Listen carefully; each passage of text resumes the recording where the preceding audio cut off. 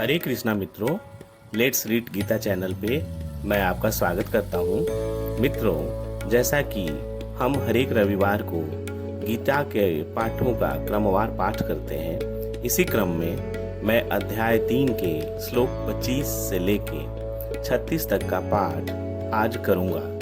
मित्रों, मेरा इस चैनल को शुरू करने का ध्येय ये था कि मैं छोटे छोटे खंडों में गीता के श्लोकों को बांटकर आप तक गीता उपदेश पहुंचा सकूं। मित्रों, इसके लिए आप मेरे द्वारा हर रविवार को डाले गए श्लोकों को पूरा देखें और उसका लाभ उठाएं। तो इसी क्रम में अध्याय 3, जिसका शीर्षक कर्म योग है, के श्लोक 25 से 36 का पाठ आपके लिए प्रस्तुत करता हूँ। श्लोक 25। सक्ताः कर्मण्य विद्वांसो यथा कुर्वन्ति भारत कुर्यादि विद्वांस तथा सक्तस् कुले लोके संग्रहमा। जिस प्रकार अज्ञानी जन फल की आसक्ति से कार्य करते हैं, उसी तरह विद्वान जनों को चाहिए कि वे लोगों को उचित पथ पर ले जाने के लिए अनासक्त रहकर कार्य करें। न बुद्धि भेदम जन यज्ञ ज्ञानाम कर्म संगिनाम जो ये तसर्व कर्माणि विद्वान युक्त समाचरण। अर्थात विद्वान व्यक्ति को चाहिए कि वह सकाम कर्मों में आसक्त अज्ञानी पुरुषों को कर्म करने से रोके नहीं, ताकि उनके मन विचलित ना हो, अपितु भक्ति भाव से कर्म करते हुए वह उन्हें सभी प्रकार के कार्यों में लगाए। प्रकृते क्रियमाणानि गुणैः कर्माणि सर्वशः अहंकार विमूढ़ात्मा कर्ता हमीति मन्यते। अर्थात जीवात्मा अहंकार के प्रभाव से मोहग्रस्त होकर अपने आप को समस्त कर्मों का कर्ता मान बैठता है, जबकि वास्तव में वे प्रकृति के तीनों गुणों द्वारा संपन्न किए जाते हैं। तत्त्ववितु महाबाहो गुण कर्म विभागयोः गुणा गुणेषु वर्तन्त इति मत्वा न संजते। हे महाबाहो, भक्ति भाव में कर्म तथा सकाम कर्म के भेद को भली भांति जानते हुए जो परम सत्य को जानने वाला है, वह कभी भी अपने आप को इंद्रियों में तथा इंद्रिय तृप्ति में नहीं लगाता है। प्रकृते गुण सम्मुढ़ा सज्जन्ते गुण कर्मसु तान कृतस्तविदो मंदान कृतस्विन विचालयेत्। माया की गुणों से मोहग्रस्त होने पर अज्ञानी पुरुष पूर्णतः भौतिक कार्यों में संलग्न रहकर उनमें आसक्त हो जाते हैं। यद्यपि उनके ये कार्य उनमें ज्ञान अभाव के कारण अधम होते हैं, किंतु ज्ञानी को चाहिए कि उन्हें विचलित ना करे। मयि सर्वाणि कर्माणि सन्न्यस्याध्यात्म चेतसा निरासी निर्ममो भूत्वा युद्धस्व विगतज्वरः।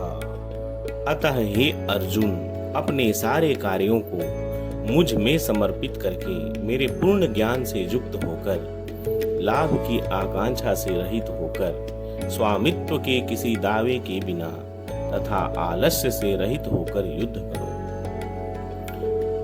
ये मे मतमीदम नित्यमुत्तिष्ठन्ति मानवाः श्रद्धावन्तो सूयन्तो उच्यते तेऽपि कर्मभिः। जो व्यक्ति मेरे आदेशों के अनुसार अपना कर्तव्य करते हैं और ईर्ष्या रहित होकर इस उपदेश का सदा पूर्वक पालन करते हैं, वे सकाम कर्मों के बंधन से मुक्त हो जाते हैं। ये त्वेतदभ्यसूयन्तो नानुतिष्ठन्ति मे मतम् सर्वज्ञान विमूढ़ास्ता निवधि नष्टान चेतसः। किंतु जो ईर्ष्यावश इन उपदेशों की उपेक्षा करते हैं और इनका पालन नहीं करते, उन्हें समस्त ज्ञान से रहित, दिग्भ्रमित तथा सिद्धि के प्रयासों में नष्ट भ्रष्ट समझना चाहिए। सदृशं चेष्टते स्वयस्याः प्रकृते ज्ञानं वानपि प्रकृतिम यान्ति भूतानि निग्रहः किं करिष्यति। ज्ञानी पुरुष भी अपनी प्रकृति के अनुसार कार्य करता है, क्योंकि सभी प्राणी तीनों गुणों से प्राप्त अपनी प्रकृति का ही अनुसरण करते हैं। भला दमन से क्या हो सकता है। यहाँ पे भगवान ये स्पष्ट कर रहे हैं कि संसारिक धरातल पर बड़े से बड़े शिक्षित व्यक्ति के लिए भी केवल सैद्धांतिक ज्ञान से आत्मा को शरीर से पृथक करके माया के बंधन से निकल पाना असंभव है। ऐसे अनेक अध्यात्मवादी हैं जो अपने को विज्ञान में बढ़ा चढ़ा मानते हैं, किंतु भीतर भीतर वे पूर्णतया प्रकृति के गुणों के अधीन रहते हैं।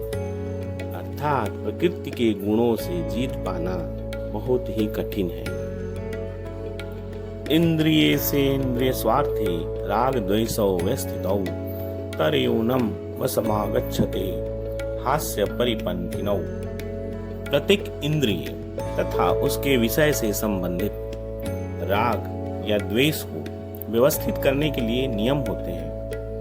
मनुष्य को ऐसे राग तथा द्वेष के वशीभूत नहीं होना चाहिए, क्योंकि यह आत्म साक्षात्कार के मार्ग में अवरोधक है। यहाँ पे भगवान ये बताते हैं, अनियंत्रित इंद्रिय भोग ही भौतिक बंधन का कारण है, किंतु जो शास्त्रों के नियमों का पालन करते हुए इंद्रियों का भोग करता है, वह इंद्रिय विषयों में नहीं फंसता। उदाहरण के लिए यौन सुख बद्ध जीव के लिए आवश्यक है और विवाह संबंध के अंतर्गत यौन सुख की छूट भी दी जाती है। शास्त्रीय आदेशों के अनुसार अपनी पत्नी के अतिरिक्त अन्य किसी स्त्री के साथ यौन संबंध वर्जित है और अन्य सभी स्त्रियों को अपनी माता के समान समझने का शास्त्र में विचार है। किंतु इन आदेशों के होते हुए भी मनुष्य अन्य स्त्रियों के साथ यौन संबंध स्थापित करना चाहता है, तो ये प्रवृत्तियां जो है इनको दमित करना होगा, अन्यथा ये आत्म साक्षात्कार के मार्ग में बाधक होती है। श्रेयान स्वधर्मो विगुणः परधर्मात् स्वत्वनुष्ठितात् स्वधर्मे निधनम श्रेयः परधर्मो भयावह। अपने नियत कर्मों को दोषपूर्ण ढंग से संपन्न करना भी अन्य के कर्मों को भली भांति करने से श्रेयकर है। स्वीय कर्मों को करते हुए मरना पराये कर्मों में प्रवृत्त होने की अपेक्षा श्रेष्ठतर है, क्योंकि अन्य किसी के मार्ग का अनुसरण भयावह होता है। यहाँ पर तात्पर्य यह है कि जब मनुष्य प्रकृति के गुणों के वशीभूत है, तो उसे उस विशेष अवस्था के लिए नियमों का पालन करना चाहिए। उसे अन्य का अनुकरण नहीं करना चाहिए। उदाहरण के लिए सतोगुणी ब्राह्मण कभी हिंसक नहीं होता है, किंतु रजोगुणी क्षत्रिय को हिंसक होने की अनुमति है। इस तरह क्षत्रिय के लिए हिंसा के नियमों का पालन करते हुए विनष्ट होना जितना श्रेयकर है, उतना अहिंसा के नियमों का पालन करने वाले ब्राह्मण का अनुकरण नहीं। अर्जुन उवाच अथ केन प्रयुक्तो अयं पापं चरति पुरुषः अनिच्छन्नपि वार्ष्णेय बलादीव नियोजितः। अर्जुन ने कहा, हे कृष्णवंशी, मनुष्य ना चाहते हुए भी पाप कर्मों के लिए प्रेरित क्यों होता है? ऐसा लगता है कि उसे बलपूर्वक उनमें लगाया जा रहा हो।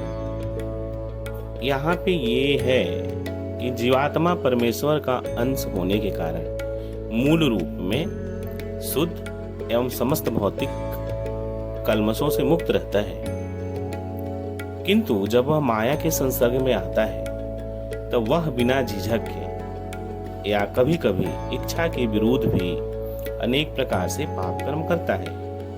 अतः कृष्ण अर्जुन से ये प्रश्न करते हैं कि जीवों की प्रकृति विकृत क्यों हो जाती है। कभी कभी ऐसा होता है कि जीव कोई पाप नहीं करना चाहता, किंतु ऐसा करने के लिए उसे बाध्य होने पड़ता है। मित्रों, आज के लिए बस इतना ही। अगले रविवार को आगे के श्लोकों के साथ हम आपसे फिर मिलेंगे। तब तक के लिए